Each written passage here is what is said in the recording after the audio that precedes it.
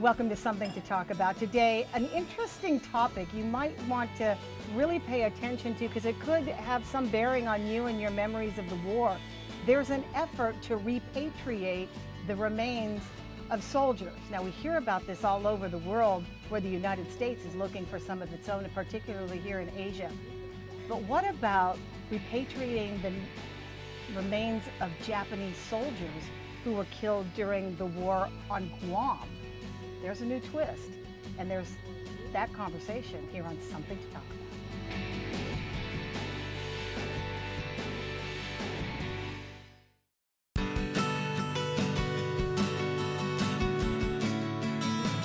Welcome back to Something to Talk About. Thanks to the folks over at King's Restaurant in Tamuning. We have got a fruit platter and we have got a guest, which is all you really need for Something to Talk About. The conversation today, like I said, is an unlikely conversation to have on Guam. Right now, we're in the middle of talking about war claims for the victims of the war. And the conversation now is shifting through the ads that you've been running on repatriating the remains of Japanese soldiers. I'm with Francis Taitano, and he's part of a group called the Japan Association for Recovery and Repatriation of War Casualties. That's the, Yes. It's actually a company, right, that has been approved. Yeah. Okay, that's been approved by the Japanese government Yes. that has the authority to act on behalf of the government to find Yes. these remains. You're a Chamorro man from the Yes. South, and I'm sure that you have a family history of the war. Yes. And you're involved in this repatriation of remains. Is that hard to explain? I mean, the war is over, and Yes. the apologies have been made. Yes. There are still some scars, but no one thought that we would be asking for the public's help in locating Japanese soldiers that were a part of the atrocities. What's that like? Well, actually, if I may, I stumbled onto this position by way of an association with a trekking company, namely Frontier Tours. The owner of the company his name is Mitsuhiro Abe, a dear friend, and he asked me, because they asked him if he can assist in this effort, and he has to some extent has done that. But he asked me to be kind of the local contact. And there is another individual, Dr. John Sinicolas, an educator, who is kind of in the same shoes I'm in, because they found out about him, and we sat down and talked with that corporation. Okay, so your capacity is it's not a hiker, you're a trekker. What's the difference? Pretty much the Pretty same. much the same. Okay. Yeah. What do you? You're a guide? I'm a guide, a licensed Oh, how guide. cool with, is that? yeah. So wait, let's start there. What do you do? And do you work for yourself or you work for a company? Is it Frontier you work for, or are you on your own? I'm an independent licensed guide, but I provide my services to my friend, Mr. Abe. I see. It was through him, because of our long association, and that's how it started. Okay, Yeah. okay.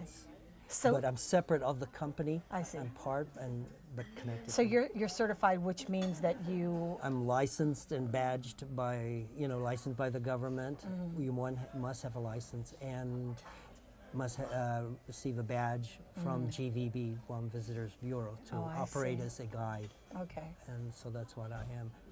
Wow. And so perhaps maybe the reason why they want you is because you have probably trekked or hiked every piece of land on Guam except for maybe on the military bases, but you have intimate, long-time knowledge of nooks and crannies, I guess. To some extent, but our list of sites that we do hike on a regular basis is just about a handful. The reason I believe, this is just a guess, how this came about is actual survivors, soldiers from Japan who still are alive, somehow got a hold of Frontier Tours and asked if Mr. Abe can assist them in going over the location where they hid. And maybe this corporation got word of that he's helped them go to sites where they were hiding during the war. There were at least two individuals. I don't remember the names. That people we that brought, that you brought that here. are alive, and Wow. so we took them out. We hiked with them, so to speak. Yeah. What an interesting flip of Very facts, right? interesting, Yeah. Because we are at peace, Yes. and there has been many apologies that have been issued by the Yes. Japanese government almost every year Yes. when we commemorate the liberation. Exactly. To flip this to ask for help, maybe that's something that we didn't think about. Our enemy is buried somewhere in these hallowed grounds Yes. all over Guam.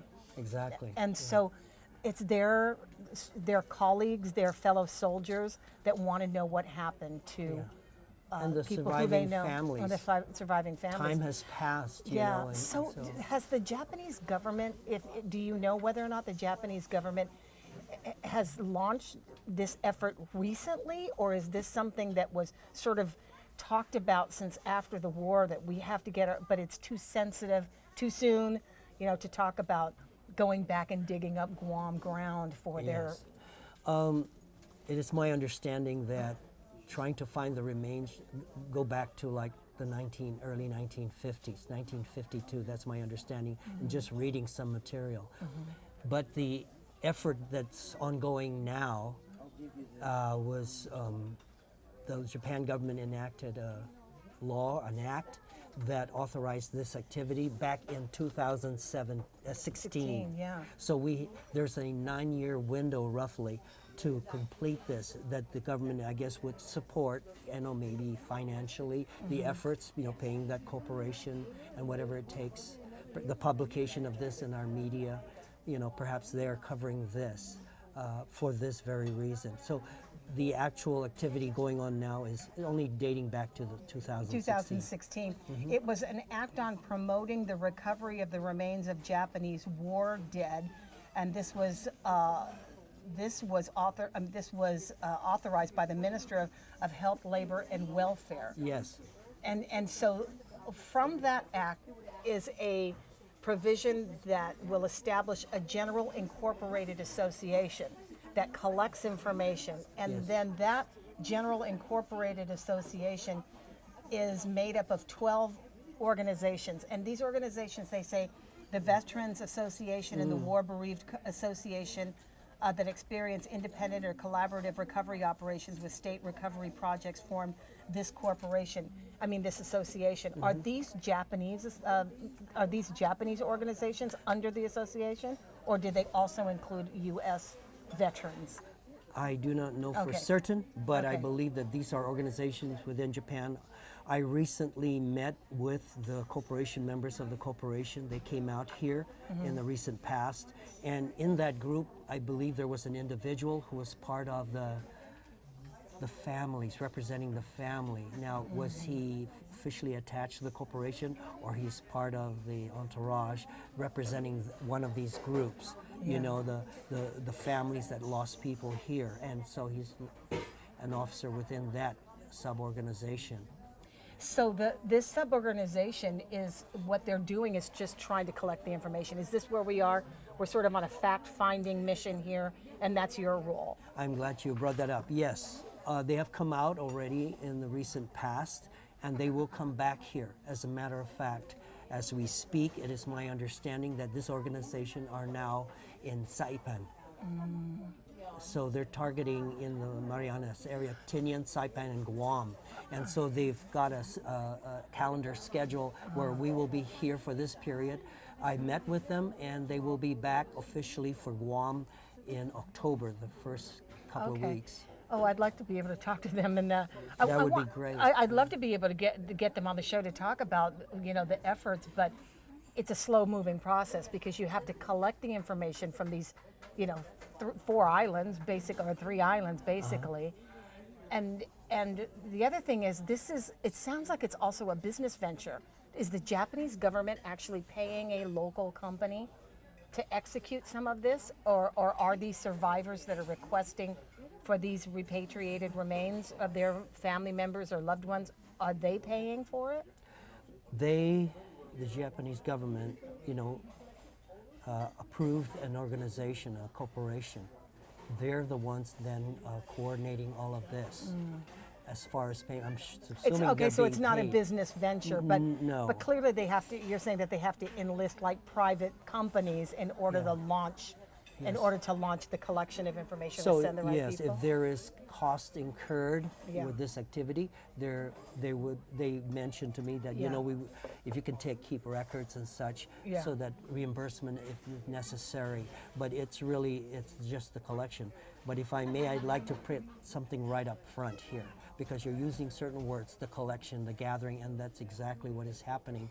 But to be more precise, there is a procedure, a kind of a protocol thing that must be followed. And so it's, as you said, it's kind of at this stage a fact-finding thing. Okay. So some people already, we are aware that they know where things might be, remains might be. But this is very critical for the viewer to understand that if they are also aware of where it might be, there is something that must be very clear. These things, these artifacts or remains must not be touched. Okay. I want to get into that. We're going to take a break real quick. I want to get into some of the logistics of it, because I think that that's where some of the conversation is going to go when people start to hear about this effort. We're going to take a break here. We're something to talk about. We'll be right back.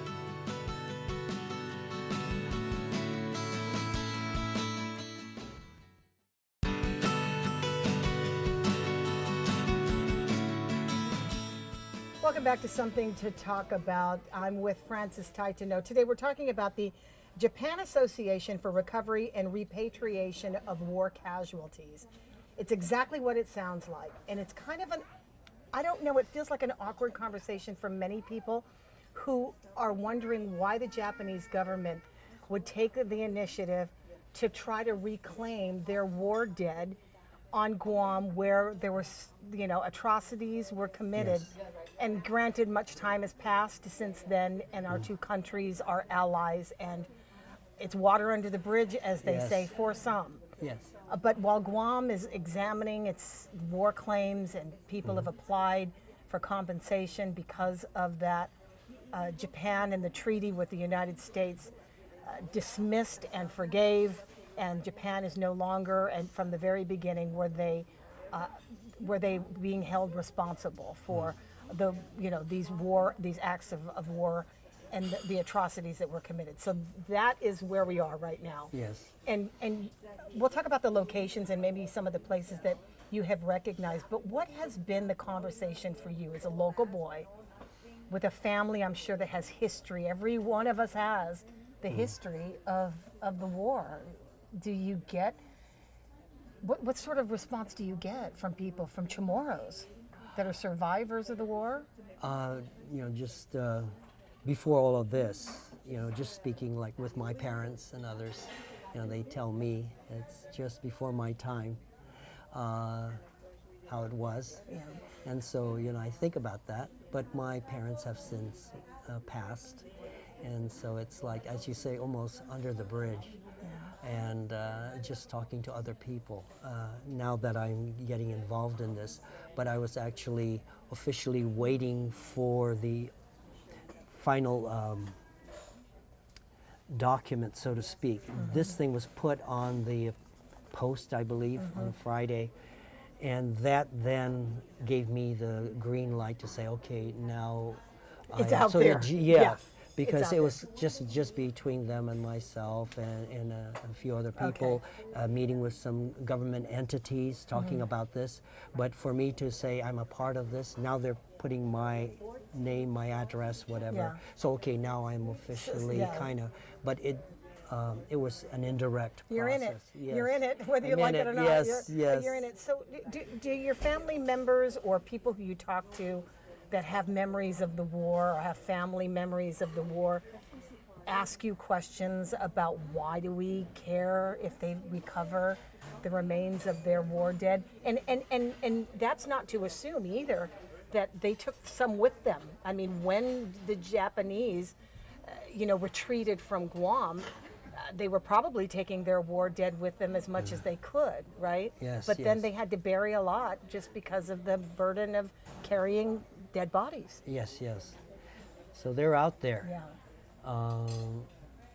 But that's the whole thing. It's if there's someone out there that knows, has some information, this is what we're looking for so that we can identify it. But mainly Yeah. just finding, knowing the sites first. Okay. Because there is a So procedure. this is where these stories that we've been telling for the past 74 years that we have been trying to get the Manam to the survivors of the war and some of the families whose these stories have been handed down to talk about. And most of Yes. it has been what their experiences were during the war. Yes. What you're looking for are people who can remember specific conflicts where you know that Japanese soldiers were killed by American forces after the landing, obviously, but they might have been witness Yes.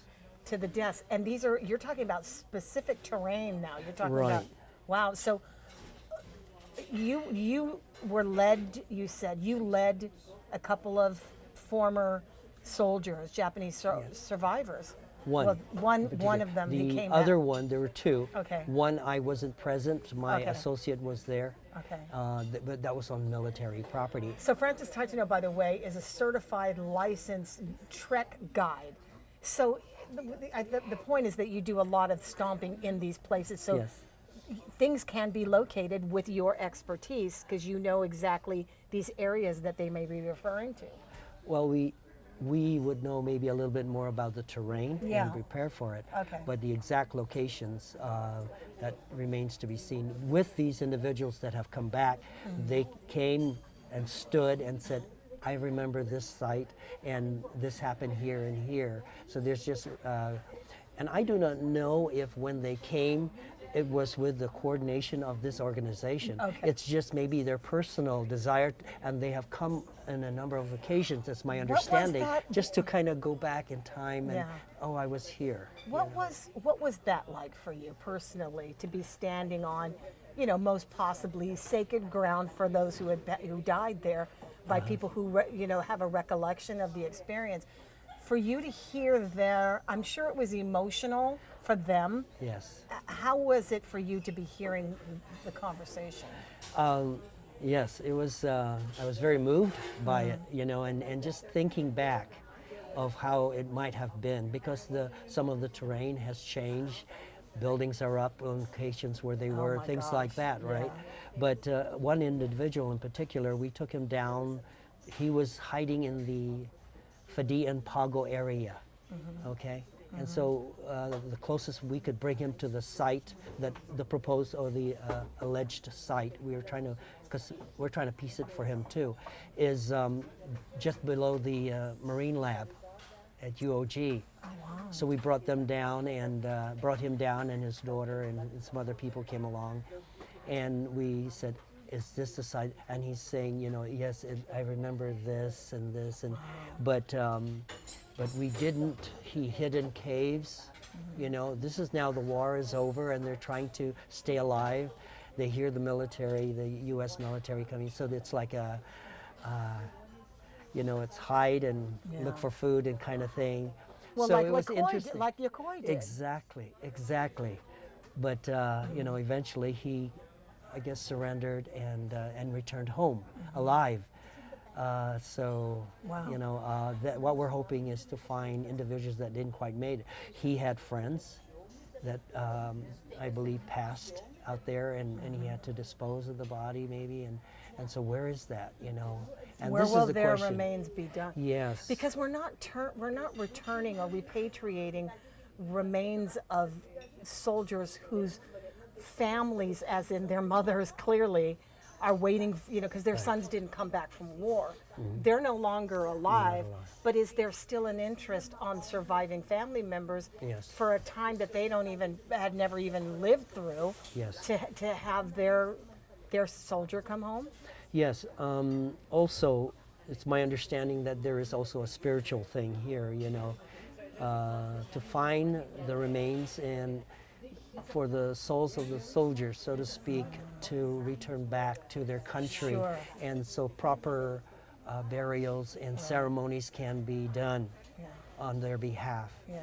but also the great need because of so much time, as you said, 70 plus years have passed, and opportunities to find this are dwindling. Individuals that may know are passing on. It might have been, it seems to me that during the time, like you said, that the effort might have started in 1952. So, you know, we're talking about well after the war. Yes. But it might have been too soon for the Japanese to come back, right? I think And, so. Yeah, to Yes. say, you know, now that the war's over, we kind of want to collect our, you know, Yes. war dead. I don't Yeah. think that that would have gone over very well on Guam. I would guess that Okay. there'll be many that would be like very hesitant to Yeah. even share information. So these places where you have guided people who have a specific memory of where they Mm-hmm. might have buried, you know, some of their fellow soldiers, are they all, like you said, maybe still open ground, or are they definitely covered over by buildings? And I think some will definitely be. I can share one in particular because it is of record. You know, firstly, Guam is like, I can divide it into three ownership. There's the private property, there's the government of Guam, and then there's the federal lands. And you're well aware of this. And so these remains will be in those different places.